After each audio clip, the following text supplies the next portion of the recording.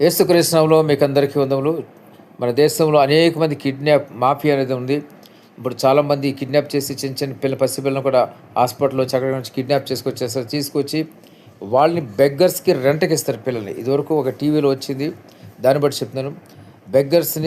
బెగ్గర్స్‌కి వీళ్ళు రెంట్‌కి ఇస్తే వీళ్ళు ఏం చేస్తారంటే పిల్లలకి మత్తు ఇచ్చేసి వాళ్ళు అలాగ ఎప్పుడు అలాగ వాళ్ళ సంకలో పడుకునే ఉంటారు. ఒక దానికి గుడ్డ కట్టుకుని దానిలో అడుక్కోవడానికి వస్తారు ట్రాఫిక్ సిగ్నల్స్ దగ్గర. ఈ పిల్లల్ని ఏం చేస్తారంటే అద్దెకు తెచ్చుకుంటారు. అది పిల్లల్ని చూసి చంటి పిల్ల పాపమని వీళ్ళు దానం చేస్తుంటారు ఎక్కువ. ఈ చేసిన దానంలో వాళ్ళకి రెంట్ ఇచ్చుకుని మిగిలినంతా వీళ్ళు ఎంజాయ్ చేసుకుంటూ ఉంటారు. ఈ బెగ్గర్స్ అంటే కాలు చేయి ఆడే బెగ్గర్స్ వీళ్ళంతా కూడా. కాలు చేయి ఆడిన వాళ్ళు కాదు. కాలు చేయి ఆడే బెగ్గర్స్. మొదటగా బెగ్గర్ మాఫియాని అరికట్టాలి మన దేశం. బెగ్గర్ మాఫియాని అరికట్టి ప్రతి ఒక్కరి చేత పనులు చేయించాలి. ఇలా పనులు చేయించాలంటే బెగ్గర్స్ అనేది తీసుకెళ్ళి ఒక చోట పెట్టి వాళ్ళకి పనులు నేర్పాలి, ఒళ్ళు వంచి పనులు చేయించాలి. అప్పుడు మాత్రం మన దేశం బాగుపడుతుంది. లేకపోతే ఈ బెగ్గర్ మాఫియా, కిడ్నాప్స్ ఇవన్నీ అవుతూనే ఉంటాయి. అదొకటే కాదు, కిడ్నాప్ చేస్తున్న చాలామంది ఏం చేస్తారంటే ఈ మాఫియా వెనకాల అనేక మంది మరి బడాబాబుల హస్తాలు కూడా ఉన్నట్టుగా వినిపిస్తూ ఉంటాయి. అయితే ఒకసారి జ్ఞాపకం చేసుకోండి, కిడ్నాప్ మాఫియా ఏం చేస్తారంటే మన దేశం నుంచి వేరే దేశాలకు వాళ్ళని తరలించేస్తారు, అక్కడ అమ్మేస్తూ ఉంటారు. మరి అమ్మేస్తే వాళ్ళు ఏం చేస్తారంటే వాళ్ళు బానిసత్వంగా వాడుకుంటారు. లేకపోతే వాళ్ళ యొక్క అవయవాలను తీసేసి అమ్ముకుంటారు.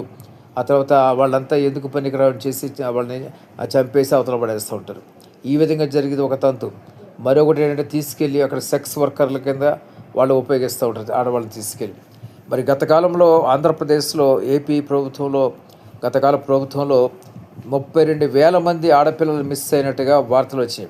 అయితే ఆ వార్తలు కొంతకాలం మరి యూట్యూబ్లో వార్తల్లో వస్తూ ఉంటాయి. ఆ తర్వాత దాని గురించి ఎవరు కూడా మాట్లాడరు. అంటే అక్కడ దాని వెనకాల కూడా పెద్ద బడాబాబు ఉంటాడు. ఆ బడాబాబు ఏం చేస్తాడంటే అన్నీ కూడా ఆఫ్ చేసుకుంటుంటాడు అక్కడ అంత అవినీతితో.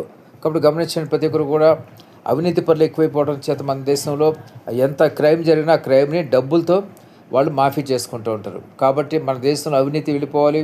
మన దేశంలో కిడ్నాపర్లు, ఇటువంటి దొంగల ముఠాలు, దోపిడీగాళ్ళు, చైన్ స్నాచర్లు, ఈ మధ్య చైన్ స్నాచర్లు వాళ్ళు కూడా చాలా బాగానే ఉంటారు.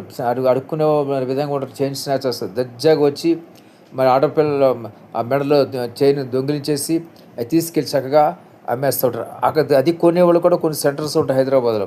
ఈ దొంగ బంగారం కొనేవాళ్ళు వాడు ఏం చేస్తాడు, దాన్ని కరిగించేసి వేరే వాటి కింద మార్చేస్తాడు. కాబట్టి గమనించండి, మన దేశంలో కిడ్నాపర్లకి కఠిన కారాగార శిక్ష విధించాలి.